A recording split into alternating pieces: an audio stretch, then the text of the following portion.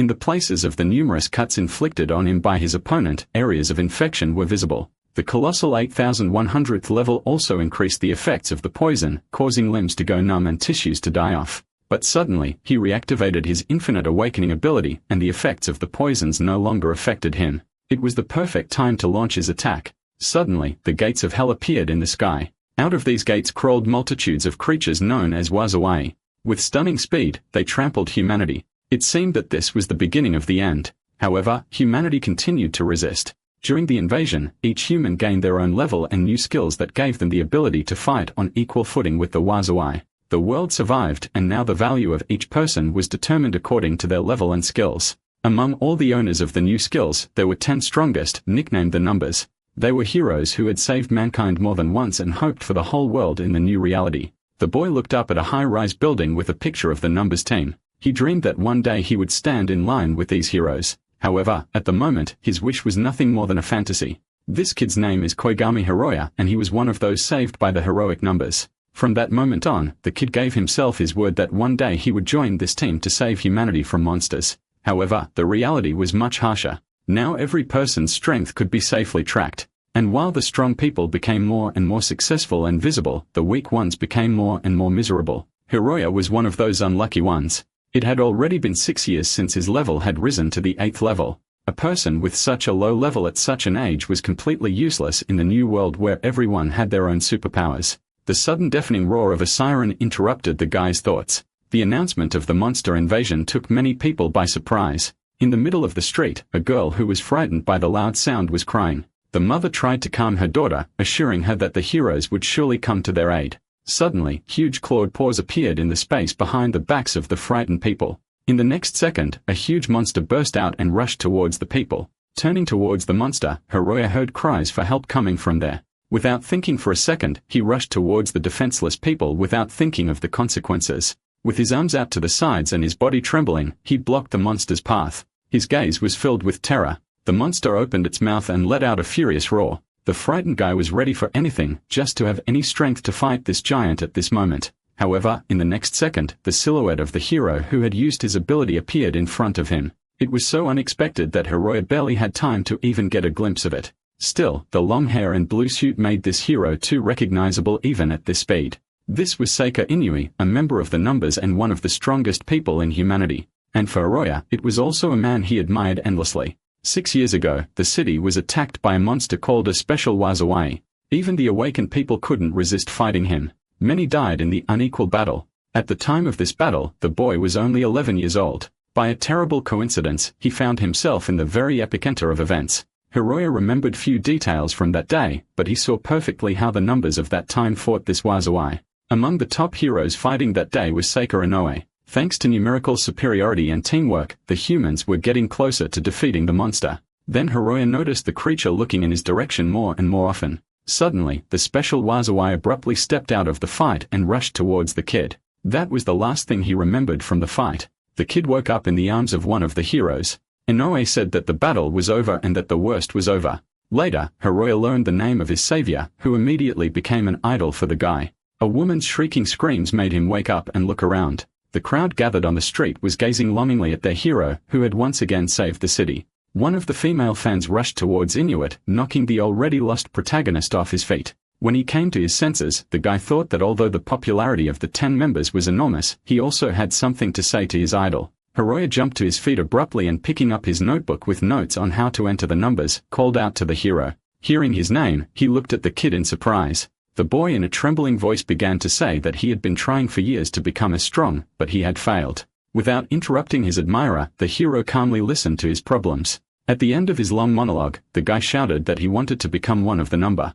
However, Hiroya did not wait for an answer from the idol as he was once again knocked down by one of the female fans. Holding his bruised head, the guy pulled himself up. Suddenly, he heard someone call out to him from behind. It was the girl in front of whom the boy had selflessly blocked the monster's path. The young man was glad that at least someone appreciated his contribution, but the girl suddenly ran past. Looking back, Hiroya saw that she ran towards Inuit. That moment made the boy finally disappointed in his abilities. Heavy in thought, he wandered towards the school, listening on the street radio about the incident in Shibuya. At this very moment, a reporter was interviewing Seika Inoue, saying that his victory was brilliant as always. The hero modestly replied that it was their mission and they were willing to give their lives for humanity. He recalled that 6 years ago, the city had experienced a much worse invasion in which they had lost many good people. The reporter then added that Inuit survived and became one of the greatest people on the planet. With a smile on his face, the protagonist waved to his fans and left. All the way to school, the protagonist saw snippets of this interview. From what he heard, his mood worsened even more. Suddenly, a hand reached out to him from behind. The next second, a local bully named Tamba grabbed him with his heavy arm. His accomplice kicked Hiroya in the stomach with all his might. The bully explained to the brat that he had no right to behave so familiarly in front of Tamba, all because he had been selected as the next generation's the numbers candidate and labeled as a hopeful. The top man suddenly stopped his associates and told them that they shouldn't behave so rudely with such a weakling and classmate at the same time.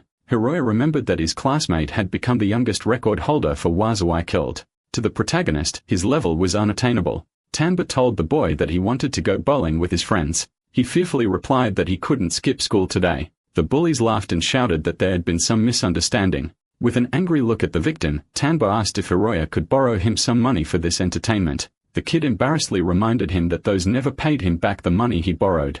Besides, Tamba's parents are very famous and rich. He laughed and said that in his snot, he didn't understand the whole point of what was going on. Suddenly, the bulky man shouted that gambling with the money of weaklings is the most interesting thing to do and then hit the protagonist. From the fallen wallet, the bully was able to get only a small amount of money. Throwing the wallet aside, the bully with a smirk noted that the kid originally should have made such a pitiful face. The impact of Tamba's punch caused blood to appear on Hiroya's face. One of the bullies remarked that members of the numbers were paid a lot of money. The ringleader added that the best heroes have as much power as presidents. The words of these scoundrels that the numbers must have everything, women, money, and a beautiful life, hurt the protagonist badly. Raising his eyes, he whispered that it wasn't true. Looking at the bullies, Royo shouted that they were not wrong. Enraged, he lunged at the ringleader and shouted that numbers was not as vulgar as bullies like them, adding that he would never become a number. The enraged fanboy ordered the brat to repeat his words. After a brief silence, he told his accomplices that bowling was cancelled for the day. Determined to teach the weakling a lesson, they dragged him off to an even more deserted location. Tamba struck Hiroya one blow after another. Beating the victim with impunity, the bully said that this lesson would teach the brat to be quiet when he needed to be. When the bully got bored with the beating, he offered to remind the weakling of his level.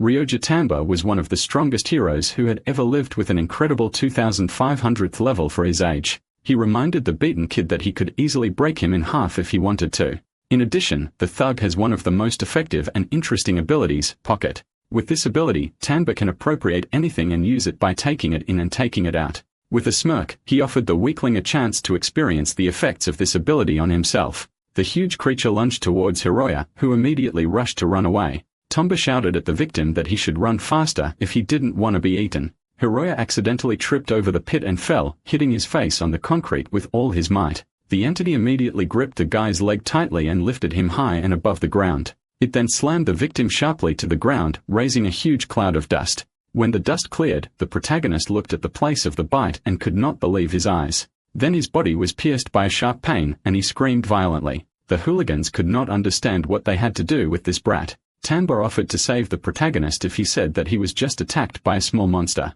When Hiroya didn't answer, he laughed and said that the kid would be on a leash for the rest of his life. The kid couldn't say a word because of the resentment and pain he felt. Suddenly, Tamba stepped on some notebook. Looking down, he read the title, which made him laugh unbelievably. Picking up the diary and opening it, the bully began to read the main character's notes on how to become a number. Then he laughed and said that even despite all these methods, the guy's level still hadn't increased. Bending over to the victim, Tamba lifted him up by his shirt and said that pathetic people like him could never become even a shadow of a hero. The desperate boy couldn't understand why he had to suffer so much. Having lost all hope that his life could change, he decided that it was better to die here and now. Closing his eyes, Hiroya suddenly saw a bright flame in front of him. The non-human silhouette emitting those flames said that this brat was even more pathetic than expected. After imagining his abusers again, he couldn't tell whose voice it was.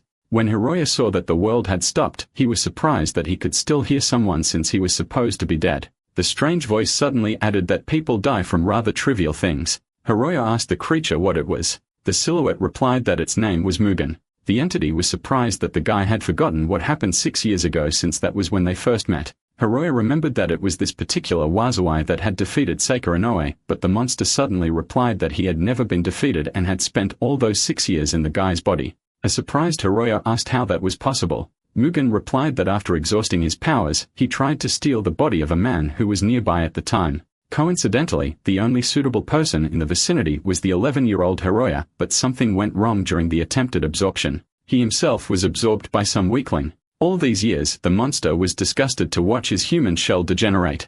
But despite 6 years of humiliation, Mugen was grateful to the human for saving his life. Finished explaining the gist of what was happening, the creature approached the guy and told him that he would die soon.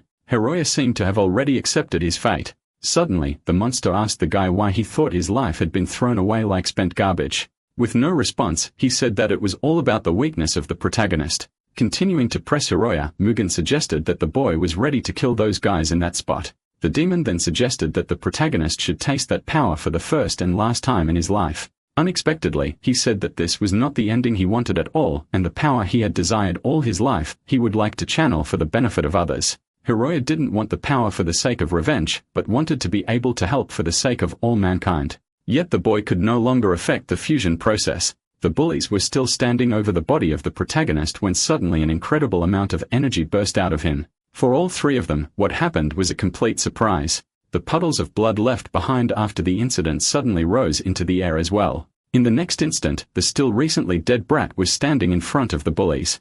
Mugen opened the level panel in front of him and asked if the guy really didn't understand why his level wasn't rising.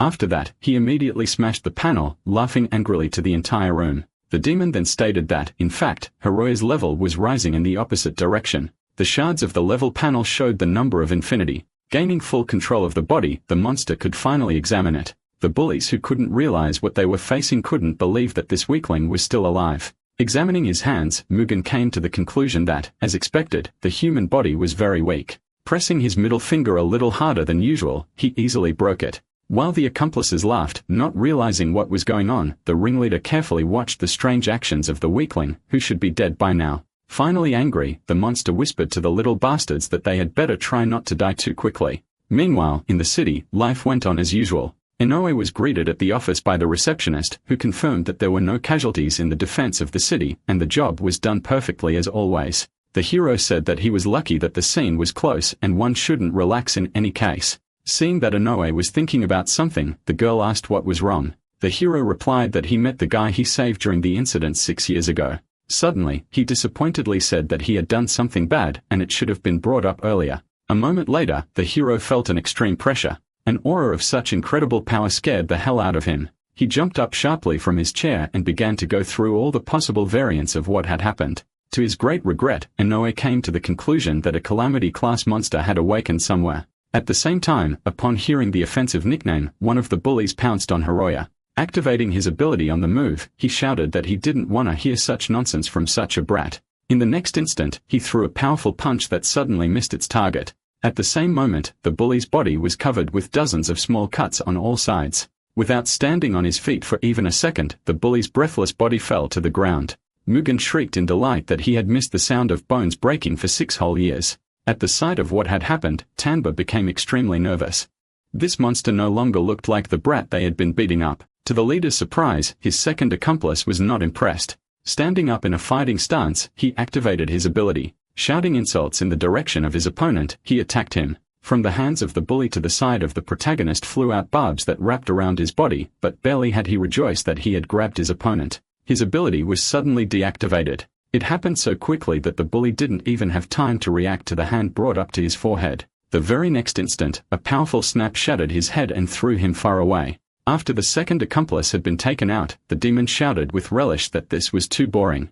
Wanting to experience a slightly more tense situation, he sensed that the third bully was ready to engage. Turning around, Mugen saw his opponent preparing his ability. A sparse smoke from the raised dust began to cover the building. The enraged Thamba shouted that the brat had to stop getting carried away or he would forget where he truly belonged. Dozens of blades rushed towards Mugen in the same second. However, the man simply swung his hand and all the blades instantly shattered. Instantly covering the distance to his opponent, he immediately retaliated with a strike of devastating power. Tamba flew into the wall with such force that it cracked. Mugen lazily said that the small bipeds should just sleep. The violent rumble outside the window was exactly what the demon had expected. From there, two huge eyes stared back at him. In the next instant, the monster burst into the room, shattering the wall. Turning to his new opponent, Mugen grinned, wondering if the one had come to celebrate his return. However, such a creature was unlikely to have such a mind, most likely attracted by the fluctuating force. Coming to his senses after the stunning blow, Tanba stared in horror at what was happening. Barely had his classmate awakened to his power, but immediately a new problem was thrust upon him in the form of a dangerous Wazawai. The appearance of a new stronger opponent only made Mugen more excited. A monster like this was perfect for practicing after waking up, but barely had he thought about it, immediately, the demonic powers lost their hold. Suddenly, control over his body returned to Hiroya. The guy couldn't believe that he was still alive. In the same second, Mugen tried to regain control of the human body. He was greatly surprised that the guy's mind was still intact. However, the demon's ability to control the body was much higher. Mugen suggested the brat enjoy what was happening and not interfere. The protagonist asked the demon what the demon was up to. With a smirk, the monster replied that he would do what was predetermined 6 years ago. Images of the destroyed city flashed before his eyes. He realized that if he did not intervene, the situation of 6 years ago would repeat itself, but with much more serious consequences. Feeling his superiority in controlling his body, the demon said he would first kill the Wazawai and then put on a show for all mankind. But suddenly, his arms stopped obeying him.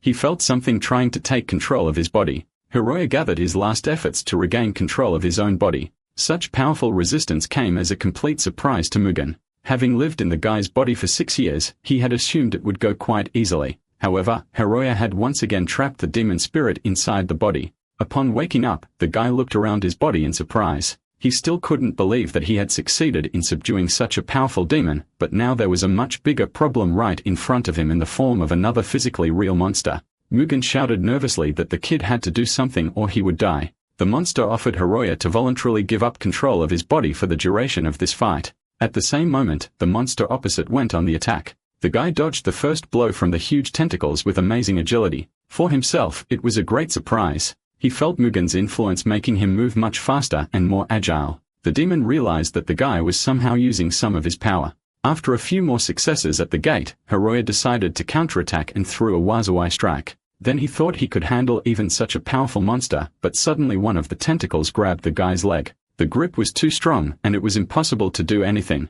With a full swing, the monster slammed the guy's body into the ground. The Wazawai then lifted the victim's body to check for signs of life. He was still conscious, but the blow was too strong to continue the fight. Realizing that they could both die, Mugen helped the half-dead Hiroya activate a special skill. The ability called Infinite Awakening gave immense unparalleled power. After using this skill, the enemy's body began to glow from within. Soon after, there was a colossal explosion that tore the monster to pieces. The building in which all the events described above took place was almost completely destroyed. When the smoke cleared, Hiroya saw the results of his ability. Not far from him lay Tanba, barely alive. The guy still couldn't believe that he had somehow managed to destroy an entire building. While the protagonist was recovering, Mugen was analyzing the situation. He still couldn't explain how some kid had managed to take control of his body. The setting sun was illuminating the ruins of the building. This was how he remembered the day Mugen had met him. At that moment, he had no idea what that fateful encounter would entail. The news had instantly spread through the city's channels that a new monster attack had caused an entire building to be destroyed. Metropolis Operations Headquarters and police, as well as the numbers, were brought in to investigate. Hiroya watched the news in horror, for this incident had happened not far from his home. At this moment, he was visited by a very strange déjà vu. It seemed as if he himself was in that place and this explosion happened because of him. But the boy could not believe that he would have succeeded in destroying an entire house. Since yesterday, he felt a little strange. He still had level 8, but the sensations in his body were much more different from normal. Looking in the mirror, he suddenly discovered a few red strands in his hair. A sudden painful sensation made him examine his left leg, and he saw a huge scar. Barely did Hiroya realize that this was not a dream, but immediately, Mugen turned to him. The same second his consciousness was in some kind of space, a sudden ominous voice ordered the boy to bow his head before the great Mugen.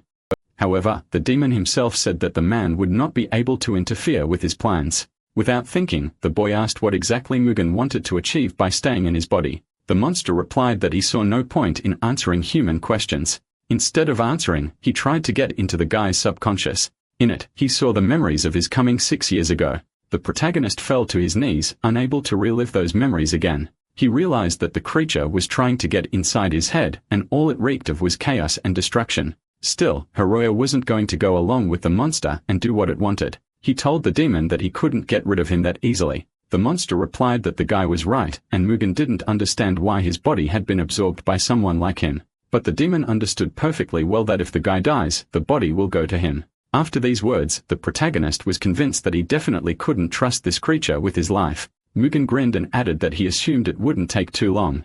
When the boy asked why the demon thought so, he suggested that Brett think about why that huge creature had come to them yesterday. Hiroya remained silent, and the demon replied that Wazawai would instinctively go where the screams of agony were coming from. The boy thought that if that was true, then that made things a lot more difficult. In that case, the monsters would always be eager to find him. Mugen said that these creatures were no problem for him, but Hiroya himself would not be able to handle them and would die quickly. The demon said that he would look forward to taking possession of the boy's body. After the conversation, the protagonist headed towards the subway. He realized that he was in a hopeless situation because with the 8th level, he has no difficulty even for the weakest monster. In addition, he can't use the power of demons to survive. Given the uniqueness of the situation, this was not a problem he should solve alone. Trapping a power of such might within him was a problem for the entire human race. He needed someone to help him solve the situation. The only one who immediately came to mind was Seika Inoue. Hiroya was afraid, but he believed that if he told the truth, he could get help. When he got off at one of the stations, he headed towards the nearest exit. Suddenly, he was called out by a tall guy in the crowd. Two thugs approached the protagonist and started asking what a useless guy like Hiroya was doing in a place like this. The boy tried to insist that he was in a hurry and needed to go, but the hooligans took his words for another insolence. The bully in the black t-shirt said it was time to teach Tanba's puppy a lesson.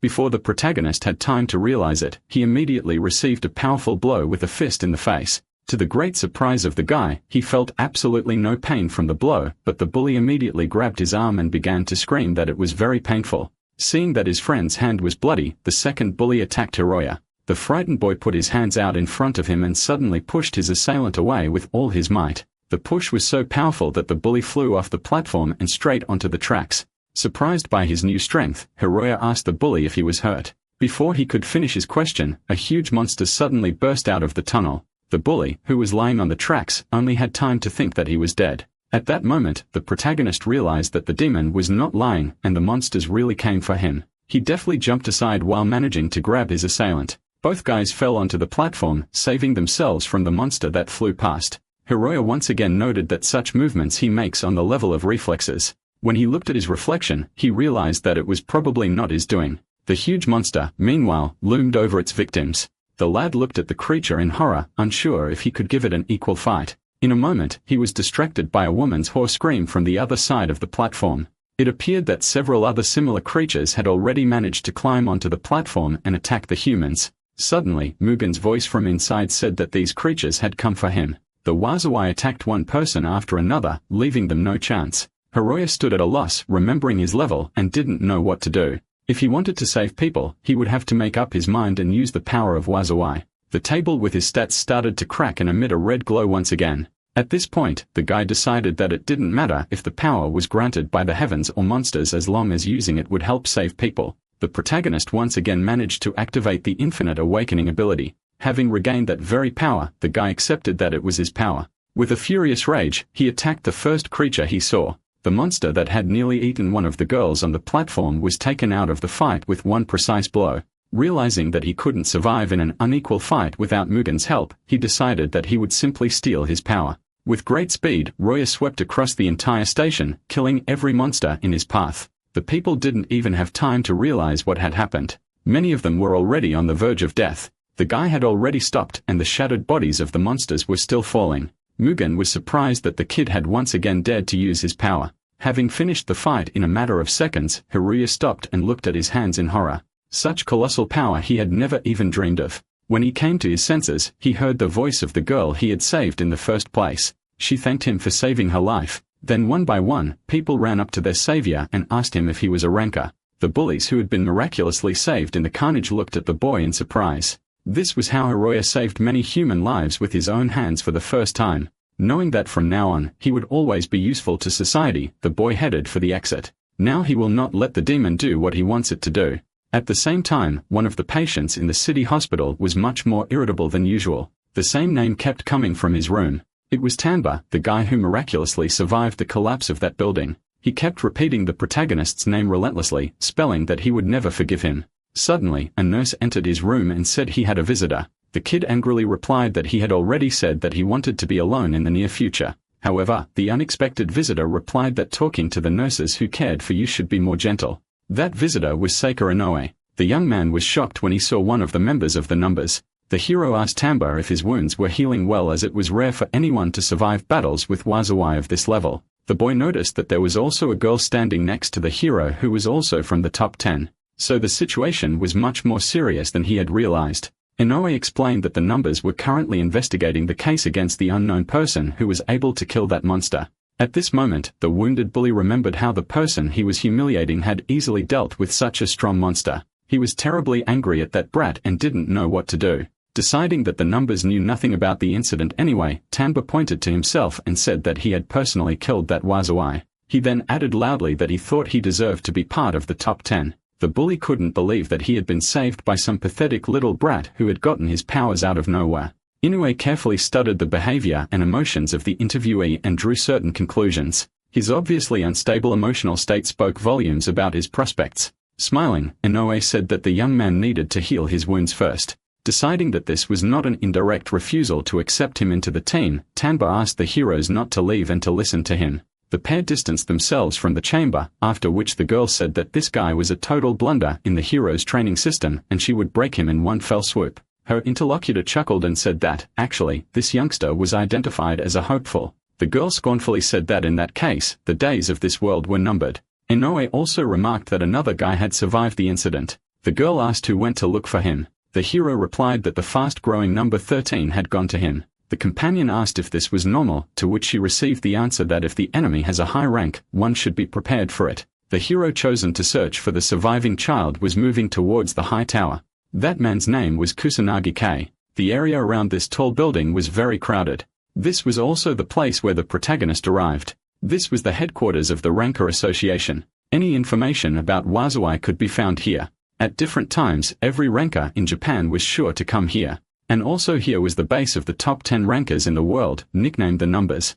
This was where Hiroya planned to find Inoue. The guy might be able to deal with monsters on his own, but he couldn't defeat the demon inside him. In addition, in case Mugen could seize control of the body, it is necessary that there was someone who could kill him. And such a person, according to the protagonist, could only be Seika Inoue. After gathering his thoughts, the guy headed towards the main entrance. In the main hall, he was met by the nice-looking counselors. A surprised Hiroya suggested that it was probably one of the local employees' abilities and only one body was real. One of the counselors asked the boy how she could help him. The one replied that he would like to meet Inui-san. The girl replied that the hero was not present at the moment and asked if the meeting was scheduled, to which Hiroya replied in the negative. Then the consultant decided to clarify the data of the guy, and he gave his age and name. Having run the name through the database, the girl was surprised that the young man had not registered his special skill yet. She reminded him that this procedure was mandatory for all awakened and evasion of this registration was a serious crime. In an attempt to smooth things over, the protagonist said that he had only recently awakened and that his skills hadn't manifested for quite some time.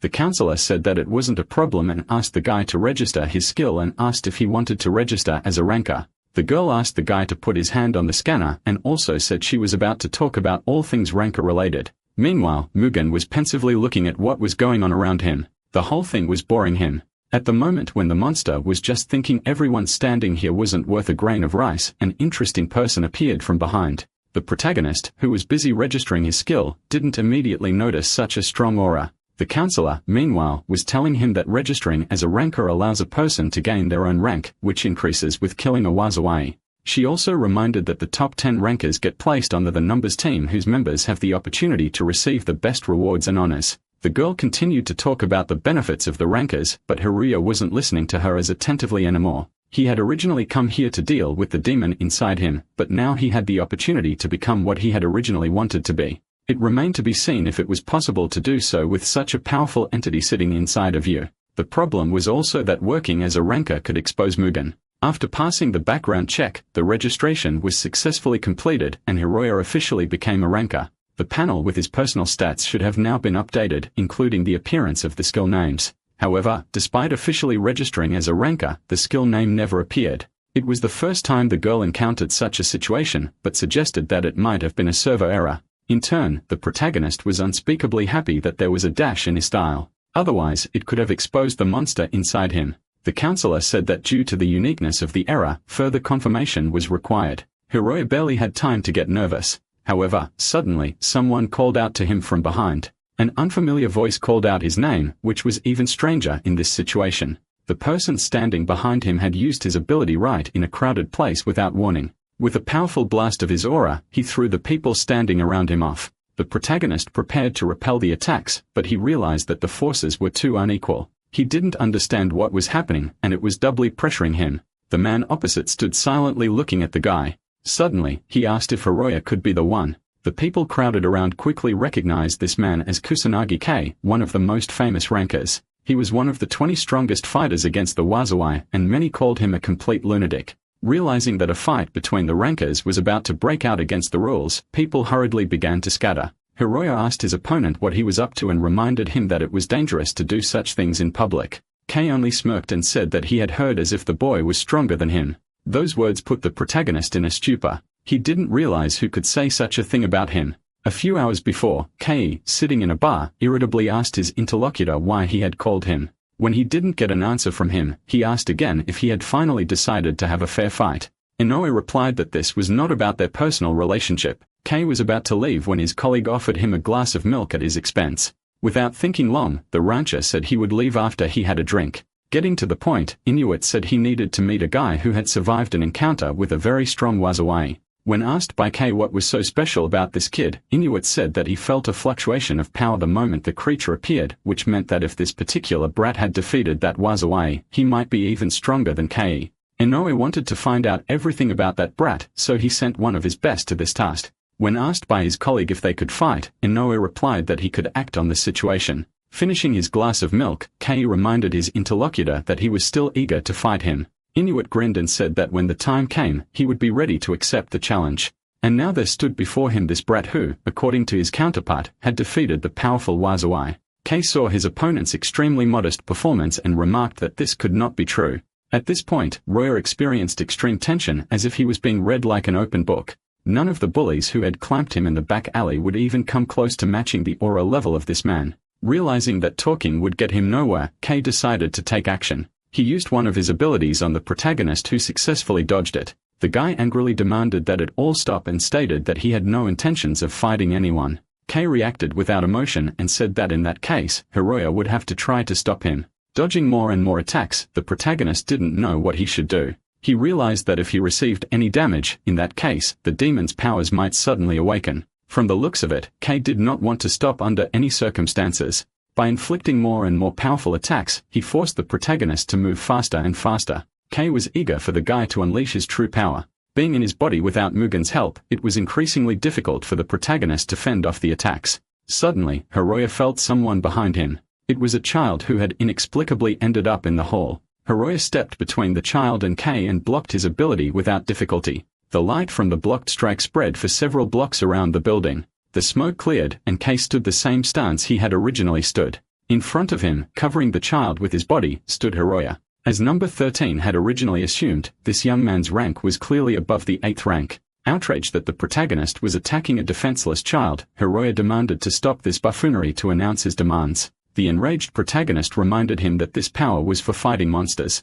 To cries that this power was meant to protect humans, K suddenly replied that he didn't care about that. It was a short silence as number 13 explained that he was just interested in the process of battle itself, and he didn't care whether it was humans or monsters to fight. All he wanted all these long years was to test his own strength. Being beyond furious, the protagonist once again ordered his opponent to deal with bullshit. He shouted hatefully that K was arrogant for possessing such power and therefore no different from a Wazawai. Number 13 smiled slightly and said that in such a case, there was only one way out. Creating a powerful spell in front of him. He said that the only way to end this was to defeat him. Immediately after saying that, K made a lightning-fast maneuver towards his opponent and ended up right next to his face. Before the kid knew it, his enemy's fist swung over his head. By some miracle, he managed to dodge the blow. The next moment, K was already much farther away from the protagonist. The guy assumed that his opponent had the ability to teleport. Hiroya noticed that before approaching, K becomes in the same pose. Perhaps this is how he can try to anticipate the moment when the opponent will try to attack. And indeed, the very next moment, Kei practically grabbed the protagonist by the face. Hiroya barely dodged before he was immediately kicked in the face. A deafening shockwave erupted inside the hall. Looking at the way this fight was going, Mugen smiled at the fact that the kid had virtually no chance. Laughing, he said that it was about time for the kid to die and give him his body. But Hiroya, no matter what, didn't want to give up. He was still trying to match his opponent's speed, but it was almost impossible. His capabilities were on a completely different level. Another missed punch to the face sent the protagonist into a vertical flight. In the next second, Kei tried to finish off his opponent with a powerful right punch. However, this time, Hiroya managed to avoid defeat and managed to dodge. In the time since the battle began, the protagonist had been unable to read his opponent's movements. Throwing himself at him time after time, this was one he could only vaguely speculate on what awaited him. Constant teleportations and energy blasts did not give a definitive understanding of the tactics by which Kusanagi Kei was fighting. The only thing Hiroya realized was that when his opponent's fist clenched, he became afraid. Every attack of the protagonist was no problem for him. Once again striking at the boy, Kei only dryly remarked that all his movements were boring. After these words, the protagonist finally fell out of this battle. His opponent's fist was striking at him without stopping. Their speed was colossally unfathomable to him. Not through exhaustion nor in close combat was it impossible to defeat Kei. Looking at another smug egotist ready to finally kill him, the guy wondered if he was really that pathetic. At this moment, he remembered that not so long ago, he didn't have any powers at all. With these thoughts, he tried to continue the fight. However, the punch that Hiroya put all of his remaining strength into, his opponent blocked with one hand without any problems.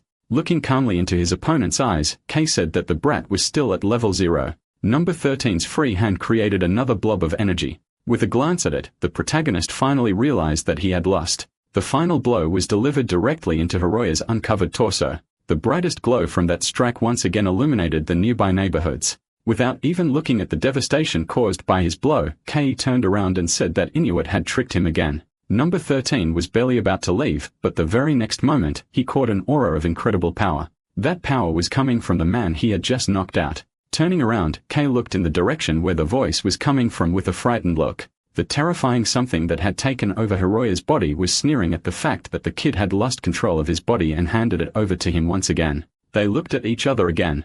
Only now, Kei didn't feel the same advantage. Now he was going to have to fight something more powerful. The number 13 had never heard of anything like this from anyone before. Standing with him was exactly the same man he had just knocked out, but now his aura was hundreds of times stronger than any creature Kei had seen in years. The rancher barely had time to think about the fact that it was as if he was facing a completely different creature, but the monster immediately attacked him. Unexpectedly for Kei himself, his reactions were not enough to fend off this lightning-fast strike. All 3 claw strikes accurately hit the target. Blood spurted out from the wounds of number 13. The sheer volume of this creature's strength was hard to contain in one's head. The creature muttered that it would be interested in ripping off the hunter's head, but the hunter was already on the verge of death. Suddenly, Kei's face lit up with happiness. Finally, he had found a worthy opponent.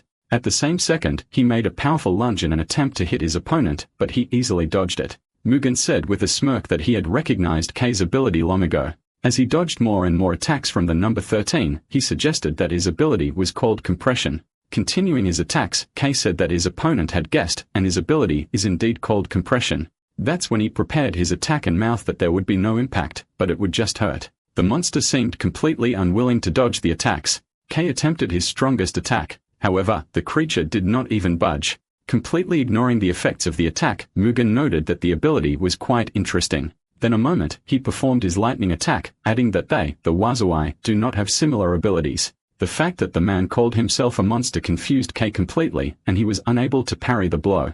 Number 13 was sealed into the ground with all his might after a single blow. The monster laughed viciously and muttered that man was nothing before absolute power. However, the guy was not going to give up and prepared a new spell. Abruptly turning to his opponent, he created a sphere of antimatter in the area of his left hand. Mugen's hand was completely vaporized. However, it seemed that he didn't care much about it. After whispering that it was just a fragile mouse body, he began to grow a new arm as if nothing had happened. A couple seconds later, the limb was restored in a much more sinister form.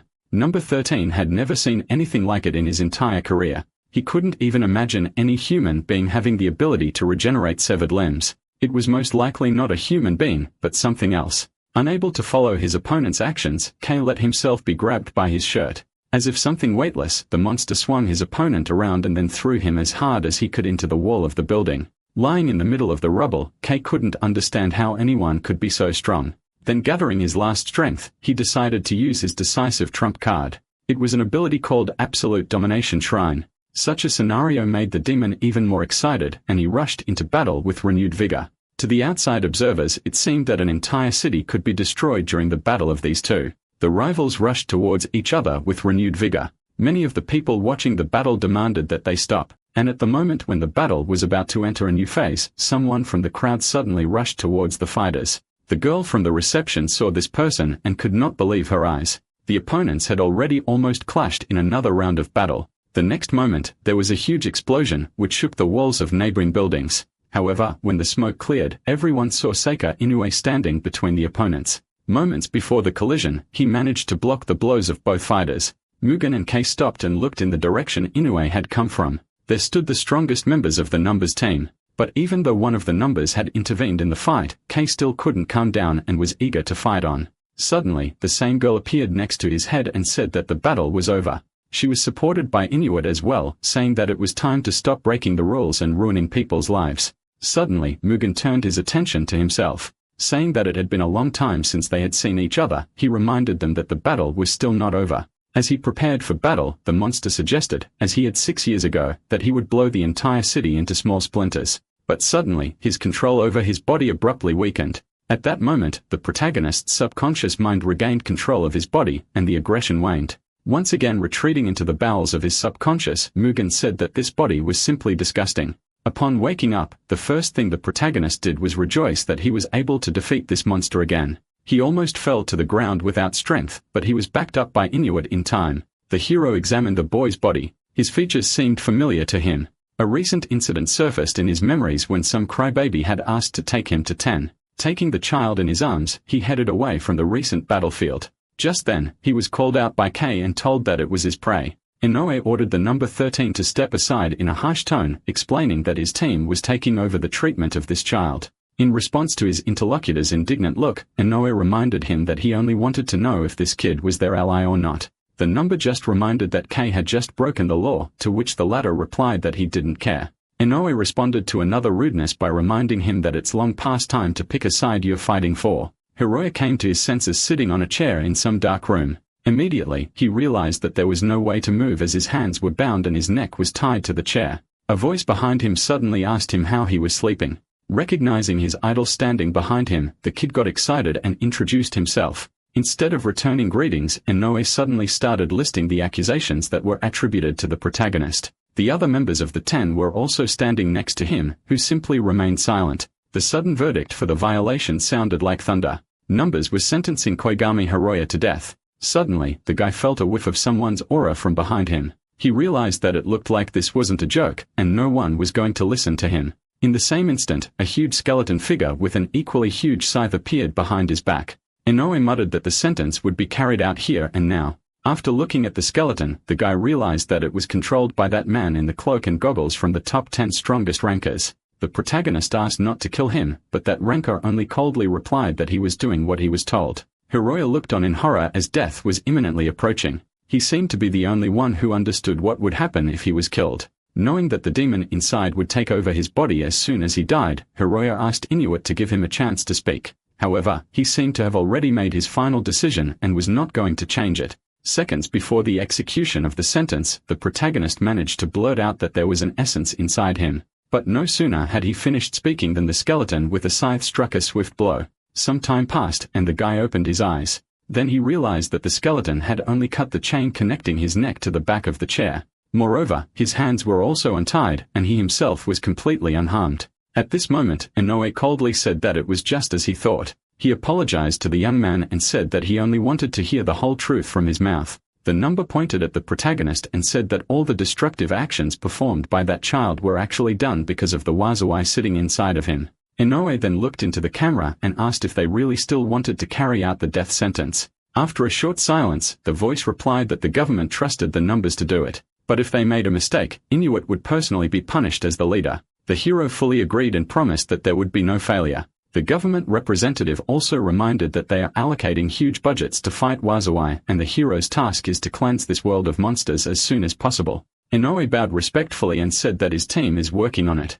After the meeting ended, one of the 10 said that he needed to leave urgently. It was the second of the numbers, Makyo Kurusu. He said that he was currently busy with a few small matters. In addition, the most attractive representative of the numbers in the room was possible, the number 10 named Mimimishi. Immediately, 3 legendary numbers came to decide his fate. Before leaving, Kurusu suddenly said that he thought the guy should be executed anyway, as he thought all risk factors should be eliminated. The protagonist was surprised when he asked his savior why he didn't let him be executed, why he believed that there really was a demon living inside him. Inoue replied with a smirk that he just had a very good sense of smell and could sense that the guy smelled strongly like wazawai. Besides, you could tell by the sudden change in personality and extremely aggressive behavior. Also, the day before, the boy did not smell like a wazawai. Summarizing also the fact that Hiroya was present during the house explosion in Shibuya, Inoue assumed that the demon was somehow interacting with the boy. Either way, this situation was unprecedented. So Inoue asked the protagonist to tell everything in detail. Looking at his idol, the guy felt extremely positive emotions. Despite everything that had happened, he was glad that he had gotten to him. Hiroya began his story by explaining that there was a wazawai living inside him. Because of him, the other monsters are trying to attack the guy. Plus, he'd already been attacked on the subway today. It turned out that Inoue had already heard about this incident.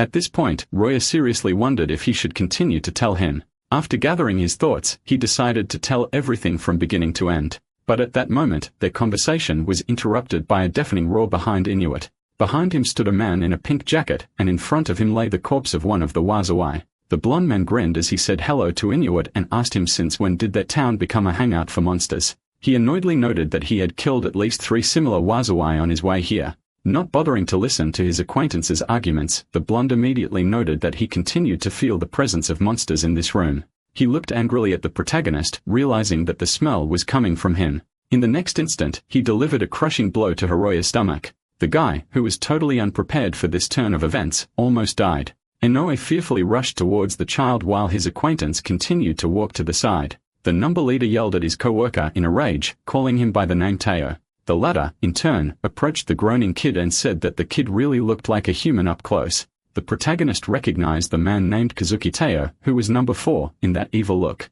The man in the pink coat asked in surprise why they left the infected man alive. Inoue replied that it was his decision. In response to his colleague's outrage as to why he didn't listen to the opinions of each of the 10, Inoue explained that he wasn't going to wait for each of the 10 to make such decisions. Teo then said that he was already here and his opinion would have to be listened to.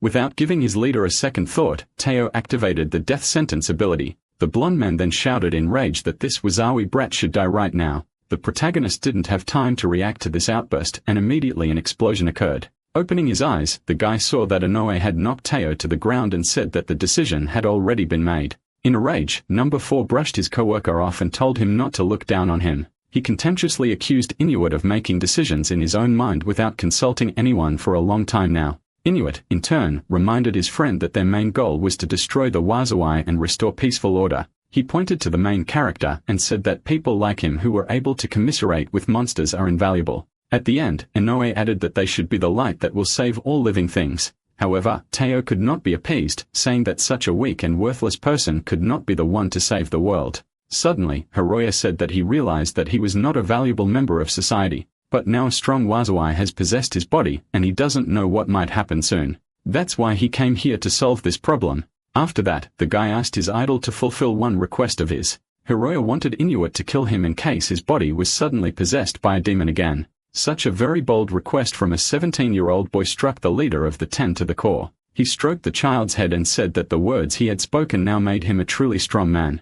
Inoue promised that he would try to deal with the problem and find the best way out of the situation. At this point, Teo walked towards the exit, adding that he didn't support this idea and didn't trust this kid.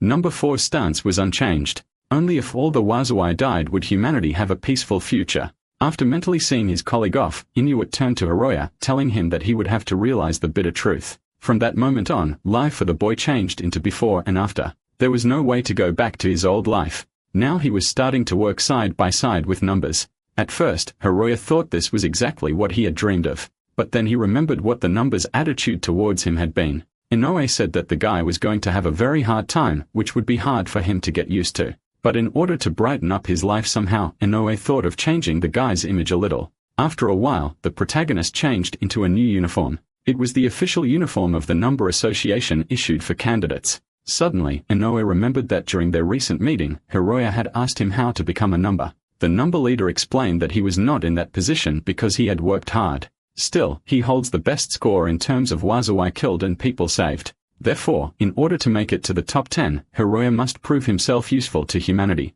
After a rousing speech, Inoue said he would send tasks through Rin and immediately asked Hiroya for permission to add him as a friend, to which he readily agreed. After that, the shocked guy was taken to his new apartment. Looking at the correspondence with his idol, he thought about the fact that today is hundreds of lives already lived. Suddenly, message came on his phone that a wazawai gate had been discovered in one of the neighborhoods. The silence of the city at night was broken only by alerts that civilians were instructed to leave the gate's discovery area.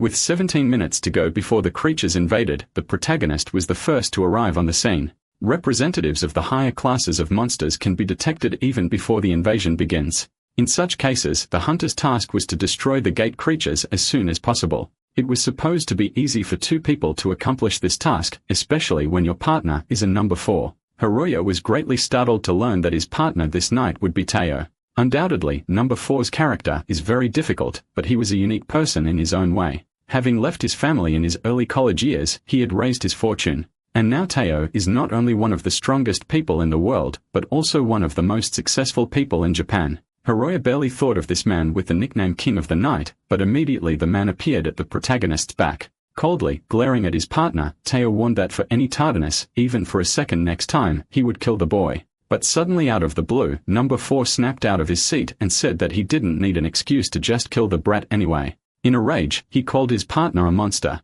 This turn of events before Hiroya had even begun the gate sweep had certainly not been expected. Teo attacked the protagonist with lightning speed, but at the last moment, he managed to dodge a powerful blow. However, his blow hit the guy's cheek, which immediately spurted blood. Hiroya asked his partner to wait so he could ask him some questions. However, Teo interrupted the brat and said that it was only because Seika Inoue was supporting him. Hiroya really wanted to understand what was going on between these two and why they hated each other. The King of Night headed towards his partner, saying that even though the head of the numbers had left him alive, he disagreed and would now hold his own trial. There was still 15 minutes before the monsters came. That was how long the protagonist needed to hold out.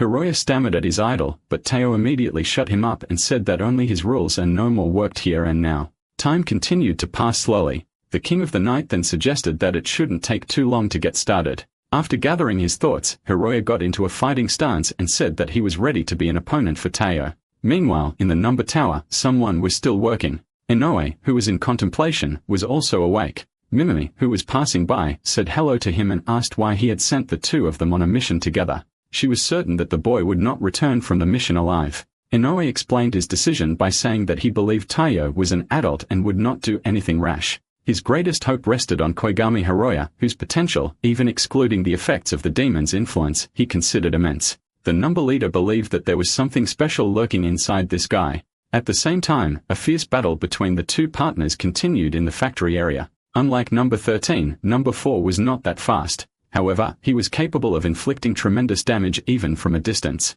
Deciding that the relatively equal speed could help him, the protagonist decided to counterattack. But suddenly, it was as if his body had gone numb. Hiroya looked at his arm and was horrified. It was most likely some sort of Taiyo ability, and indeed his ability was causing the cut areas to become infected and the resulting sharp pain. After a few dozen seconds, Hiroya was almost completely immobilized. He had effectively lost the unequal battle. Teo, still confident in his superiority, pressed the guy's throat and told him that he couldn't be the hope of mankind. It made him laugh that the brat couldn't even say his last words as his throat was already affected by the poison. Leaving the brat to die alone, Teo turned around and walked towards the gate. Suddenly, he heard the brat wheezing that he would not tolerate insults towards Seiko Inuit. Number 4 turned around and saw his opponent slowly rising to his feet. His aura changed drastically at that moment. Holding his balance, Hiroya said that he wouldn't let anyone think that he was so easily defeated. Looking at the boy's crying face, Teo still couldn't understand why he was still alive. Teo replied that he couldn't treat Inuit well since his true nature is much scarier and darker. Enraged, Hiroya shouted that Inuit was the only one who believed in him and the guy would not tolerate such words about his idol. Number 4 coldly said that this kind of blind faith was very dangerous. He then immediately used another ability called Purple Snow.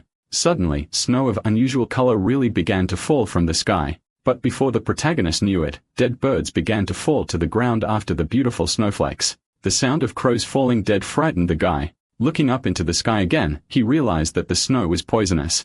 At the same second, a sharp pain pierced his body, and blood gushed out of his eyes, nose, and mouth. He realized that Teo's ability was actually a weapon of mass destruction. Unable to keep his balance any longer, he fell to the ground. Looking thoughtfully at the falling snow, Teo noted that no living creature could survive from this ability, and so he was even more interested to know how Hiroya had managed to survive. Bleeding, the guy struggled to get to his feet. At the same time, his aura was even stronger than it had been after fourth number had used his past ability. Teo assumed that the opponent had the ability to ignore poisons. He had no other explanation for the boy still being alive. Most likely, his strength was due to the abilities of the monster inside him. The unremarkable data card of the protagonist held a mystery. Where the ability should have been displayed, there was a dash. In a fit of rage, Inuit shouted that he would never give up his body to Wazawai. Such a turn of events infuriated Teo even more. This was the first time he had ever faced a man with poison resistance. The opponents clashed in a lightning-fast melee to finally decide the outcome of the confrontation. For several minutes, they struck each other with swift blows. However, as they were engrossed in the confrontation, they did not notice that the time to open the gate had expired. A second later, a bright glow illuminated the portal and it began to collapse. At the same moment, a huge creature burst into the human world, blocking the path of both heroes. Both boys looked at the monster with disdain. The appearance of a Wazawai amidst such a heated battle seemed out of place. In a rage, the ranchers pounced on the creature and tore it to pieces in the blink of an eye. Then the gate finally collapsed with an eerie rumble. The rivals paid no attention to the massive explosion that followed. They pounced on each other with renewed vigor to decide the outcome of the confrontation. However, the announcement on the loudspeaker that the Wazawai of the gate had been defeated stopped them. A pleasant female voice thanked everyone present for their cooperation and declared the battle zone a temporarily closed area. Fixing his hair, Teo acknowledged the boy pitted against him in a fair fight. His gaze suddenly changed and he asked the protagonist if he wanted to go with him. Such an offer came as an extreme surprise to Hiroya, and he replied that while he was pleased, he had faith in Inuit. Teo then turned around and walked away, adding lastly that he had warned the guy. The protagonist said goodbye, left to himself. Teo's words about Inuit had alerted him. At the time, he never imagined that from this moment on, number 4 would disappear without a trace. Upon reaching Inuit, Hiroya spoke about the incident. The number leader apologized to the protagonist, adding that he didn't think Teo could do such a thing. Inuit took the blame for what happened as he could not foresee such an outcome. The embarrassed boy shouted into the phone that the leader had nothing to apologize for. Inoue then added that family mistakes are a family responsibility and he apologizes for what happened as an older brother. Such a statement from the idol shocked the protagonist. He had no idea that Inoue and Teo were brothers. The guy exclaimed that among ordinary people, no one knows about it, as even he has not heard of such a thing.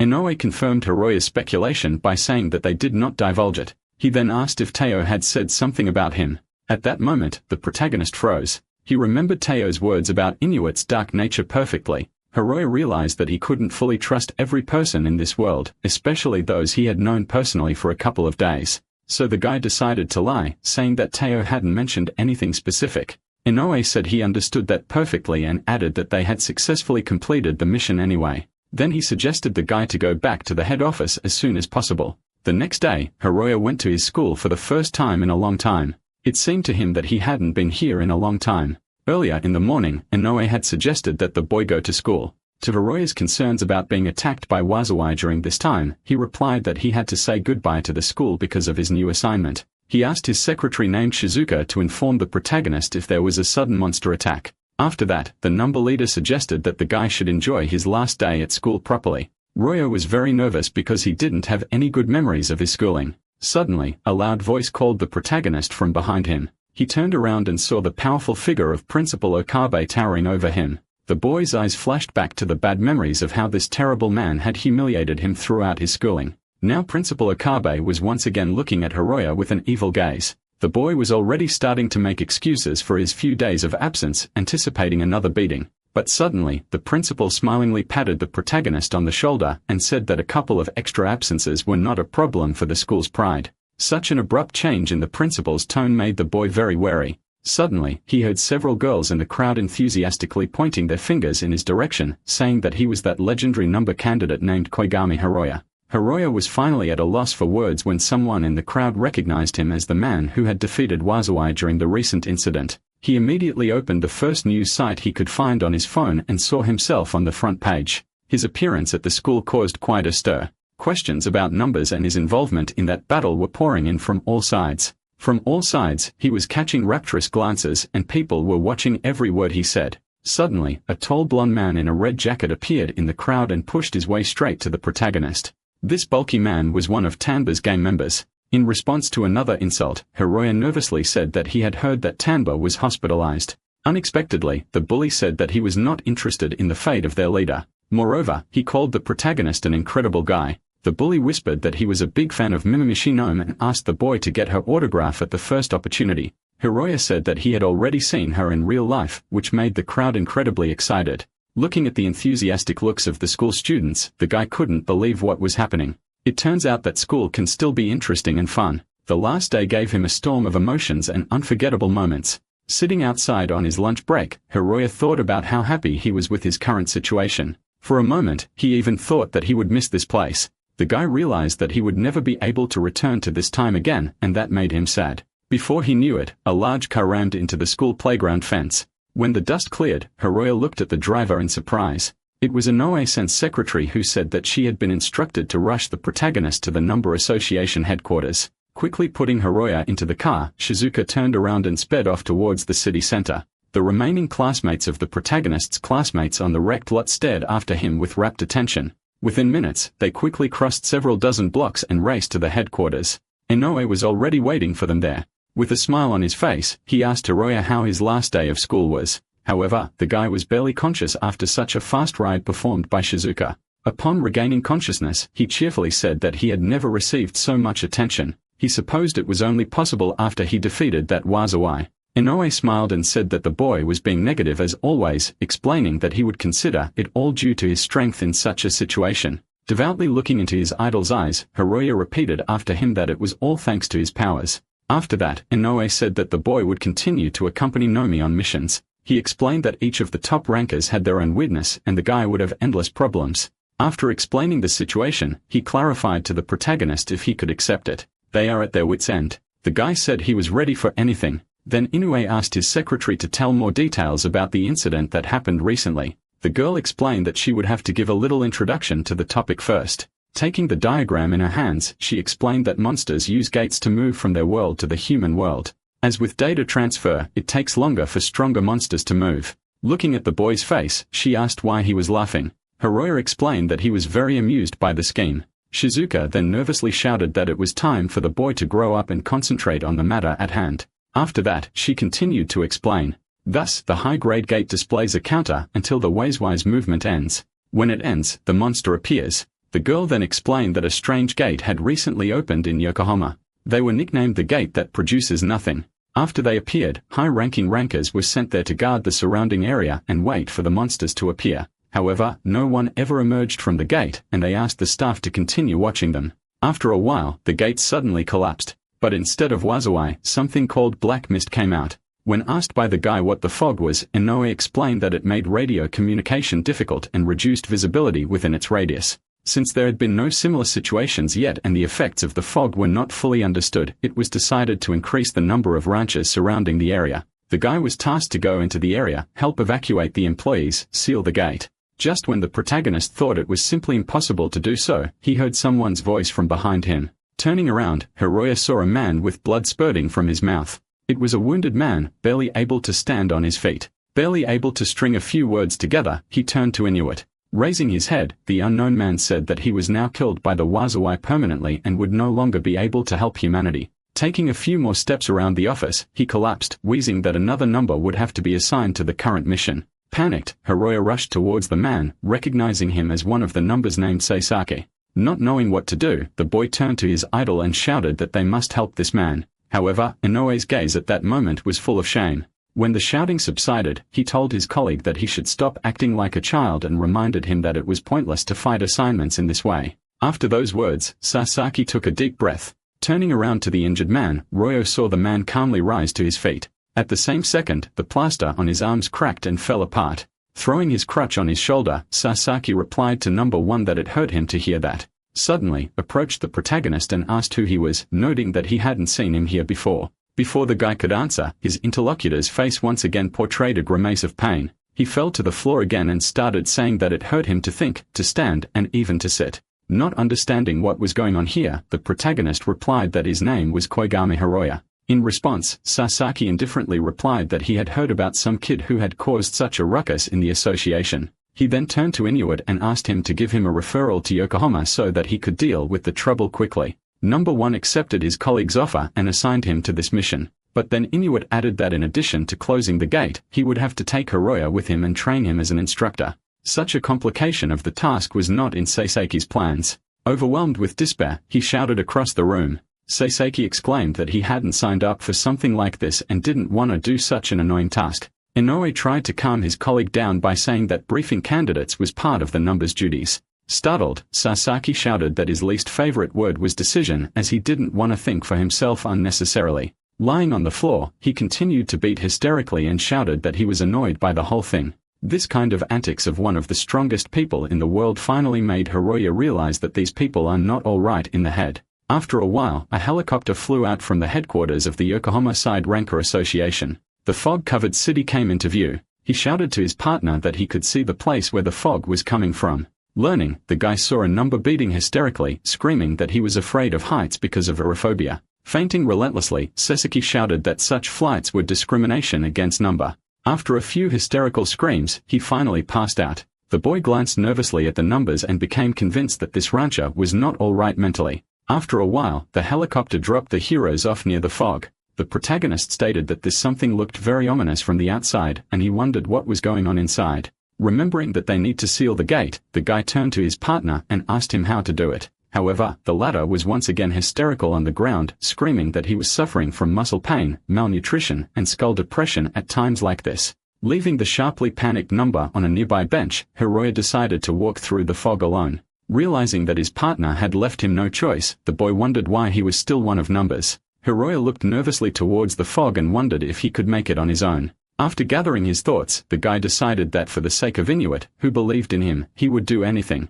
But as soon as he barely touched the fog, he was immediately sucked inside. Meanwhile, the purple smoke continued to spread through the city and reached the bench where Seisaki was lying on. The number tiredly uttered that even so he was not being allowed to rest. Meanwhile, the protagonist was being pulled further and further into the fog.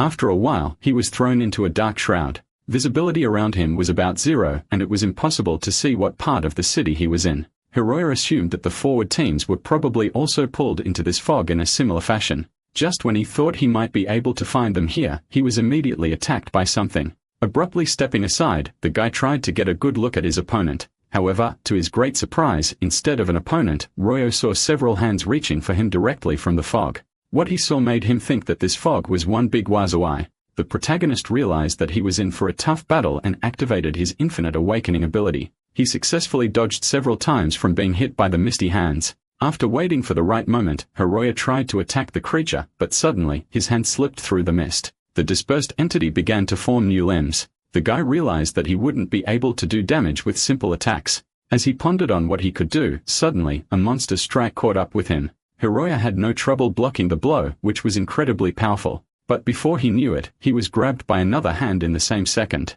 The guy couldn't move, and several of the creature's hands were already reaching for him. Wazowai began to deliver blow after blow to the protagonist. The battered Hiroya tried to figure out why his attacks were passing him by while the monster had no problem hitting him. Gathering all his strength, he broke free from the creature's tenacious grip. Realizing that his efforts would not be enough to win now, he decided to retreat. Hiroya decided that the only thing more foolish than fighting in the enemy's domain could be fighting an enemy whose characteristics you don't know.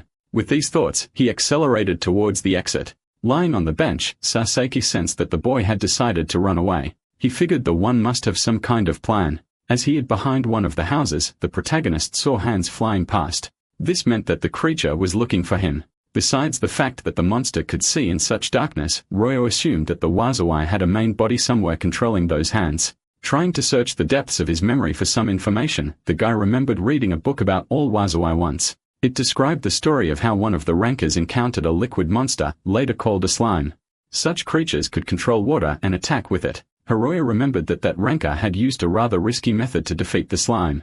Even as he read the story, the guy wondered if such a thing was applicable to fighting Wazowai. Walking further down the block, he suddenly came across something that shook his teenage mind. Several ranches were suspended by an invisible force in midair and showed no signs of life. Horrified, the protagonist recognized these people as the advanced party sent earlier to scout this fog. The initial feeling that these men were all dead was false. They were still breathing, but it was as if they were in a deep sleep. Hiroya decided to save them by all means as time was inexorably running out. Creating a powerful blast of aura, he shouted to draw the monster's attention to himself. Sensing the monster approaching in front of him, the guy rushed towards that direction. Suddenly, the space in front of him became as bright as the middle of the day, and 10 misty blades flew towards him. Roya hadn't counted on so many targets at once. Standing up in a protective stance, the protagonist tried to take cover from the skin-cutting blows. After waiting for a moment, he lightning quickly escaped the monster's blows and headed in the direction where the aura of this wazawai was coming from. However, at the end of the path, he was unexpectedly met with a dead end. Suddenly, behind him, Hiroya heard an uncharacteristic growling sound. When he turned around, he saw a creature in front of him that looked like a goblin. Realizing that it was the owner of this ability, the guy accelerated to an incredible speed, literally vaporizing in the face of the monster. The monster looked around in confusion, searching for the man, but he was much faster than the creature and was already preparing to attack him from above. Having absolute superiority over the monster, Hiroya prepared to kill it for sure. But at that moment, Sasuke, who was lying on the bench, realized that he would have to intervene after all. Moments before the blow, the protagonist's powers abruptly stopped working. At a loss, he landed on the ground and stared at the goblin with a frightened look. He didn't understand how this could have happened and thought that perhaps Mugen was to blame, but the latter only laughed evilly inside the guy's head without giving him any clue. The action of Infinite Awakening was interrupted. The protagonist saw an alert that the ability would be available in 120 seconds. Suddenly, he heard Mugen speaking to him.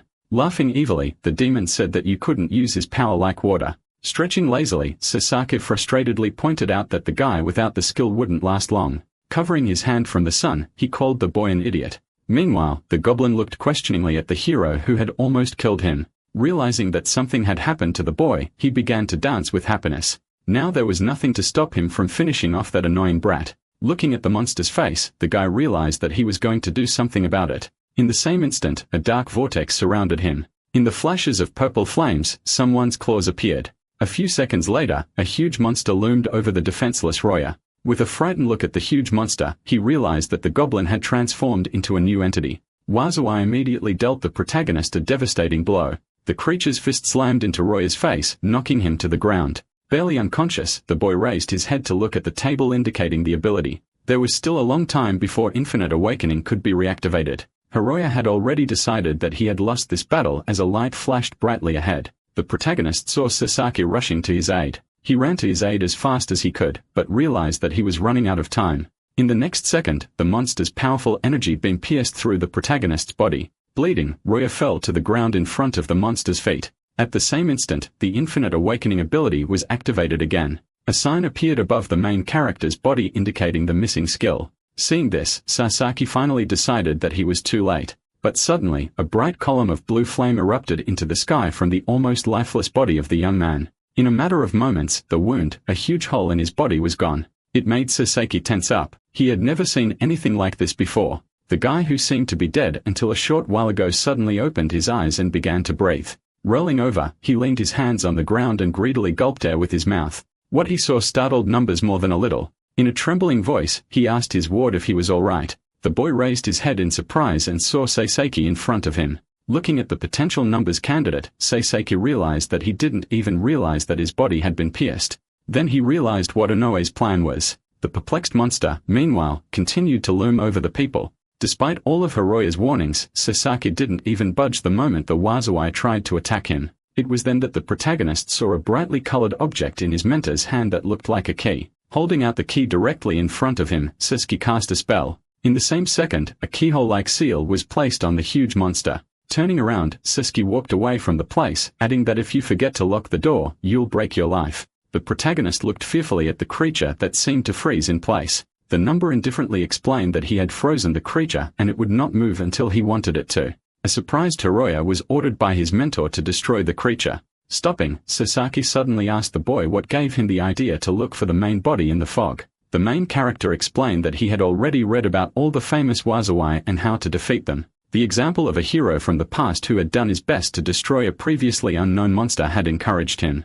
Haruya couldn't even guess that that very hero was Sasaki. The legendary fighter remembered how inspired he had been during those years and how eager he was to destroy all those monsters. He made a vow to himself then that at the cost of his life, he would help humanity and exterminate the Wazawai. Sasaki had a hard time remembering this because he had changed a lot since then. The boy noticed his mentor's change in face and asked what was wrong. The number grinned and said that the boy was too annoying. Suddenly, the fog began to clear and the sun was once again visible in the cramped quarters of Yokohama. Looking at a neighborhood of the liberated city, the protagonist remembered the captured advance party he had seen recently. But before he knew it, the street was covered with dozens of gates. Portals appeared in staggering numbers at the least staggering rate. Numbers sadly stated that all these portals were hiding high-ranked monsters. Previously, they couldn't be seen because of the fog, but the worst part was that the monsters were only seconds away from coming. Barely had the heroes regained their senses as dozens of giant-sized Wazawai appeared in front of them.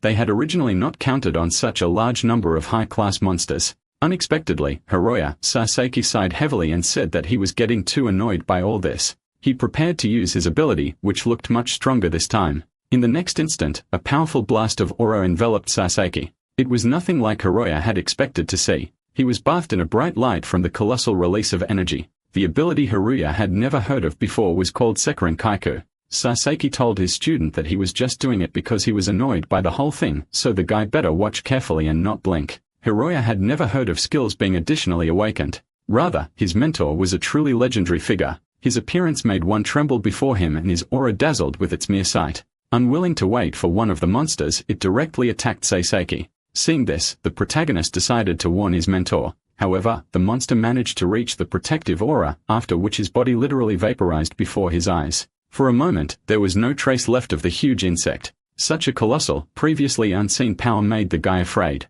He had only experienced this kind of awe before when he saw Mugen. What he saw also made the demon cheer up. It was likely that he had finally found a worthy opponent. Dozens of different creatures pounced on the number in the same instant. Hiroya tried to reason with his mentor, shouting that there were too many of them. But Sasaki only waved his finger once and all the monsters stopped. After that, a key appeared next to each keyhole seal. With another wave of his finger, Sasaki activated the next ability, which caused all the monsters to shatter into small pieces. Hiroya watched silently, unable to say a word. Amidst the pieces of monsters' bodies falling from the sky, he caught the gaze of his mentor. The protagonist assumed that number 4 had never unleashed the full potential of Noma in the fight with him yesterday. If that was Noma's actual power, then he originally had no chance of winning. Suddenly, Sasaki's face changed drastically and once again began to say that he was tired. Falling to the ground, the hero started crying that he couldn't do anything else and asked the guy to call a helicopter here. Hiroya enthusiastically ran up to his mentor, saying that he had never seen anything cooler and started asking what that ability was. He tried to ask Number if he could replicate it, to which he received the answer that under no circumstances would he be able to master the technique. Sasaki then added that he shouldn't underestimate Gnome, which finally put the boy in a stupor. Putting a hand under his head, the mentor noted that it was not his original plan to show this ability to anyone. Suddenly, his calmness was replaced by irritation again, and he shouted that such an intense battle had caused him muscle pains, appendicitis, and aggravated hemorrhoids. Grinning, Hiroya reminded him that his mentor had hardly moved during the fight. Sasaki stopped shouting then and stared pensively at the sky. He remembered asking Inuit recently if it was really a good idea to unleash such abilities. In that conversation, Sasaki had tried to refuse to demonstrate this power. He didn't want to let any boy be dragged into this matter. The leader of the numbers then stated that unicorn would surely want to be in the know. Sasaki abruptly cut his interlocutor short, saying that the kid couldn't possibly want it without even knowing about it. Inoue responded by noting that someone as lazy as Sasaki is rarely that persistent. The leader of the room offered as a compromise to do what he asked, and in return, Sasaki would get a week's worth of assignments excused. So worthless an offer, Sasaki took it with aggression. Sensing this, Inoue told his partner that his daughter would surely be happy if her father took more time with her. Sasaki sighed heavily as he realized he didn't have much of a choice. Scratching his head, he agreed to the deal. Lying down in front of his apprentice, he said that it would take at least 10 years for him to realize this ability, but Hiroya was not surprised at all. He shouted that he was willing to work hard to become stronger. Despite what he said, the protagonist realized that it was unlikely that he would be able to master this skill, because even now he was fighting not because of his own strength, but because of the monster's strength. Suddenly, the mentor reminded his subordinate that he still had the skill. Those words sounded strange considering what number had already managed to see. However, the guy confirmed it. Throughout this conversation, the protagonist did not see the unusual ravens circling above them. These creatures were no ordinary birds. Their vision was controlled by a second number named Meikyo Kurusu. Standing behind Inoue, he said that everything was going according to his plan. The leader of the numbers who had seen the entire fight from start to finish said that, as expected, this kid had the skill. Kurusu, in turn, replied that showing some brat, Sekirin Kaiku, was reckless. This ability has been hidden from both the government and the people for years. Its revelation to the world could upset the world's balance of power. Inuit laughed at what was said and repeated the old line about how they shouldn't become Prometheus who gives fire to mankind, but he reminded his partner that the man who had consumed the Wazawai had returned again. Looking at the chained figure, Inuit added that time, which had stopped that day, had begun to move again. With the battle successfully completed, the heroes returned to the head office. Lying in the cart, Sasaki exclaimed about not wanting to go anywhere. His student, whom he had forced to behave, urged the teacher to stop complaining when someone else was doing his work for him. Constantly arguing with each other, they made their way to Seika Inoue's room. Suddenly, the door opened and number 13 stepped out of it. Without changing his facial expression, he walked past the protagonist and whispered that he didn't lose. Knowing their situation, Sasuke noted that Hiroya seemed to be causing a lot of trouble for Kusanagi-Kei, and the boy needed to be careful. However, he wanted a rematch with the upstart himself. Following the door opened, Inoue showed up and said that he had been waiting for them for quite some time. He praised the two rankers for a mission well done. Standing next to the leader of the room was an unusual girl in a white robe and with a bow on her head. The stunned protagonist ran up to her and shouted in her face that she was a number 8 named Ojuin Kasake. Suddenly, she grabbed the guy's face and said his name. She then moved closer and licked his cheek. The main character immediately jumped aside and screamed. He embarrassedly asked the girl what she had just done. She replied by saying that it really did taste like wazawai. Without letting him ask another question, Kazaki ordered the boy to show his status. With a smirk, she glanced at the kid's card. The girl stated that it was no wonder some idiots took it as a weakness. She said that the dash in the skill column was not a weakness and it was just a disadvantage. Not understanding anything, the protagonist asked her what she meant. Kisaki irritatedly said that idiots really don't make conversation with idiots. Number 8 explained that minus in this situation meant cancel. This skillet allows its wielder to reduce the Wazewai's power to 0. The protagonist again tried to ask another question, but immediately received a scathing slap.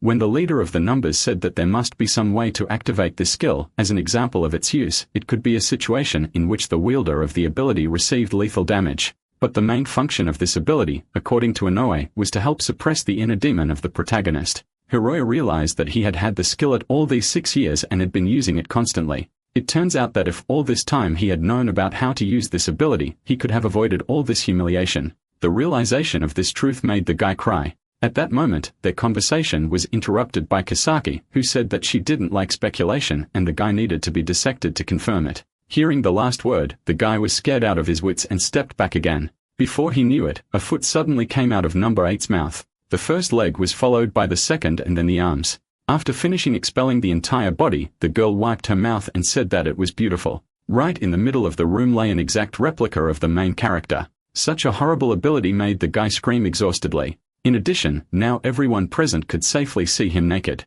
The girl was surprised that the brat hadn't been told that her ability was reproduction. She could read biological information and create dolls. They were not alive, but their tissues were similar to human ones. Sasaki once again remarked that this ability was in very bad taste. Kisaki responded by saying that she was feeling nostalgic for Sasaki's autopsy. The man immediately fell to his knees and said that it was torture for him to watch his body being cut open. With tears in his eyes, he assured his student that it was not something worth watching. She said with relish that she couldn't wait to dissect the man who had consumed the wazawai. Suddenly, the puppet raised its hand and grabbed the girl by the throat. The figure's image changed to demonic. The inhuman voice ordered Kisaki to stop touching it so carelessly. The protagonist of The Strong was surprised that a piece of Mugen's mind had been recovered along with his body. Kisaki was not confused and in the next moment, chopped the hand into pieces. Taking the doll by the hair, she dragged it to another room, adding that she would report the results later. Looking at how carelessly his copy was being dragged, the guy thought he could have been a little more delicate. Inoue said that it was hard for Kisaki to find free time, but he insisted that it was about the hope of humanity. He explained that humans and wazawai are different sides of the same process, but it was Hiroya who, by taking the best of both races, would be able to surpass them. It was because of his faith in the lad that Inuit ordered Seiseki to demonstrate the Sekirin Kaiku ability. However, this technique is secret and only available to the numbers. Nevertheless, he believed that the lad would be able to rise through the ranks in no time. Suddenly, their conversation was interrupted by a violent jolt. The number leader's face was suddenly distorted by panic. He felt extremely pressurized. Walking over to the window, Inoue punched it, adding that he hoped it wasn't the monster that attacked 6 years ago. Trying to ward off suspicion, Haruya reminded him that the monster had been destroyed then. Inoue replied that that was just the official version and in fact that Wazawai had simply disappeared. Just when the protagonist thought he should tell the whole truth, Inoue looked at him and said that as soon as he saw the creature that had killed his beloved, he would immediately destroy it. The boy's eyes filled with fear. Mugen, who had been watching this conversation, laughed evilly. He realized that now was the perfect opportunity for Togo to switch. But at that moment, a staff member of the association suddenly ran into the room and shouted that a gate he had never seen had opened. The meter on that gate was showing an extremely huge 1-year period, something that hadn't happened in 6 years. Upon hearing this news, Inuit sadly announced that they had 1 year to prepare for a disaster rank Wazawai attack. Exhaling sadly, Saseki stated that one problem was being replaced by another, as usual. Inoue then turned to Aroya, saying that they didn't seem to have time to celebrate. At this point, the protagonist became much more serious and promised his idol that he would definitely become a Noma. 1 year has passed since the protagonist, along with his new mentor, saved Yokohama from the mysterious fog. The city center was worried. A man was prodding his companions, saying that they had finally beaten out their seats on the train. Along the way, he chided them that they needed to get out of here immediately or they wouldn't survive an incident like the one 7 years ago. Suddenly, the city's public address sirens blared. As several people looked fearfully at the loudspeaker, a portal opened behind them. In the next second, a Wazawai crawled out of it, immediately attacking the pedestrians who had lost their guard. The people scattered to the sides and a few moments later, a bright light flashed in the sky. Then something with great speed slammed into the monster's body. The smoke cleared and everyone saw a Wazawai hunter who, with one blow, cut a huge hole in the monster's body. When asked by the people around him who he was, the guy replied that he could not be mentioned. Lastly, he said that he was glad that everyone had been saved. A loud voice behind him ordered the boy to keep pulling the cart. Enraged, Hiroya asked his teacher to stop exploiting the locals. Sasaki added that they had better hurry up as Inuit was already waiting for them. The protagonist agreed with his teacher and raised his eyes to the sky. It had been a whole year since he had been in the ranks of the rankers. After a while, they reached Inoue's office. There, they were met by Shizuka, who informed them that the leader of the numbers was not present at the moment. In desperation, the boy stated that Inoue had called him to this very place. To this, Shizuka replied that number 1 was waiting for him somewhere else entirely. As they walked downstairs, the girl questioned the boy about his recent trip to America to kill another Wazawai. Hiroya said that it had gone well and without any trouble. Shizuka also noticed that the guy's physique had improved a lot over the past year. Finally, they descended a dark room with a bright light at the end of the hallway. The girl explained that this was the numbers training ground. This is also where they test the strength of the NOM candidates. Farther into the room, Hiroya saw his idol, to whom he immediately ran to. Inoue, at this moment, was looking at the characteristics of the protagonist. The guy had managed to rise to 12th place on the list of the world's top rankers. The leader grinned and said that the first thing to do was to see if the boy's skills matched that place. Activating his ability, he turned around to face Hiroya and asked if they should spar. Being serious, Inoue suggested they spar until the first blow the protagonist could land on him. He said that it was time for him to show his strength. Hiroya is only more amused by such a suggestion. If his idol allows him to give his full power, then Inuit recognized him. For the protagonist, this was one of the best moments of his life. After activating the Infinite Awakening ability, he loudly thanked Inoue for this opportunity. At the same moment, the guy seemed to vaporize. Soon, Hiroya attempted a swift strike, which Inoue easily dodged. Changing direction in flight, the guy attacked the number leader with a two-handed attack. The first number dodged the blows that would have been hard for the human eye to follow with incredible ease. The speed the boy had achieved over the year had pleasantly surprised Inuit. Then he decided to test how good the potential number 1 was at repelling attacks. Realizing that it was his time to defend himself, the protagonist used his minus ability. After blocking a few swift blows from the number leader, he would instantly go on the counter-attack. With incredible ease, the protagonist changed the spectrum of his aura from attacking to defending. Over a year of constant training and battles, he had honed this ability to an incredible level. With each passing second, he moved more and more rapidly and caused his opponent more and more trouble. It got to the point that the leader of the numbers had a hard time tracking the changes in Hiroya's abilities, but suddenly, the sword that had been in his opponent's right hand all along suddenly disappeared. At the same moment, he felt the aura of the sword behind his back multiplied. Looking up, he found the blades rushing towards him. Then he abruptly changed the spectrum of the aura, increasing the speed of his feet. Maneuvering swiftly, Roya dodged all the blades flying at him from above. However, the kid was so caught up in this that he didn't feel Inoue approaching him from behind, who then pierced the kid with his sword. The number leader briefly explained that the protagonist had left his rear hemisphere unprotected. He immediately apologized and then abruptly changed his aura, thus destroying the blade. Lightning fast, he switched back and forth between skills and delivered a crushing blow to Inuit, who barely had time to block the attack. The blow was so powerful that the opponents flew to different sides of the court. While still in flight, Royo shouted that he didn't mean it, but then he saw that number 1 had managed to activate his shield. However, Inoue admitted that he had managed to get hit even before the shield was applied. As he came closer, he offered his hand to the young man and declared that it was an incredible blow. From such praise from his favorite hero, Hiroya was beyond happy. The number leader also noted that the boy had managed to master not only his powers, but also the powers of the Wazawai. Hiroya explained that, for some reason, the monster inside of him had stopped bursting out and it was as if it had become a part of him.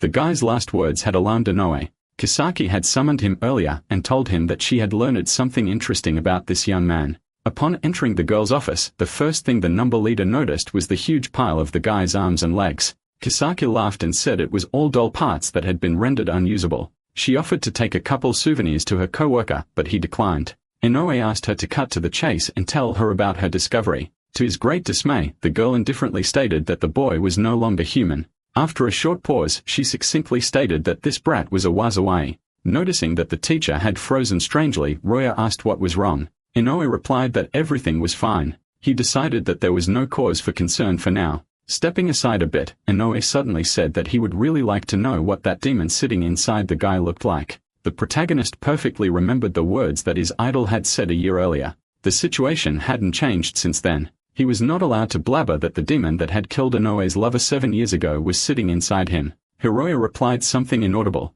Inoue immediately interrupted him, reminding him that the special gate was opening in a week, and he still hadn't completed his task. Hiroya had come very close to obtaining the title of number over the past year, but had never reached it. Inoue then ordered the boy to follow him, saying that he would now teach him the main requirement for joining the numbers. Suddenly, a suspiciously familiar voice called out to the protagonist. As it approached, someone asked if the brat was a candidate for some other numbers. Hiroya turned around and jumped back in fear. In front of him stood Kusanagi K, who was already ranked 11 at that moment. That was only 1 rank higher than the protagonist. However, the balance of power had changed a lot since then. In addition, after Kazuki Taya left the team, there was only 1 vacant slot among the numbers. Inoue, who had set up this meeting, said that the 2 of them would now compete for the remaining slot. Without a second's hesitation, the 2 guys turned around to face each other. Staring intently into each other's eyes, they each declared that they were the only one worthy of becoming a member of the numbers.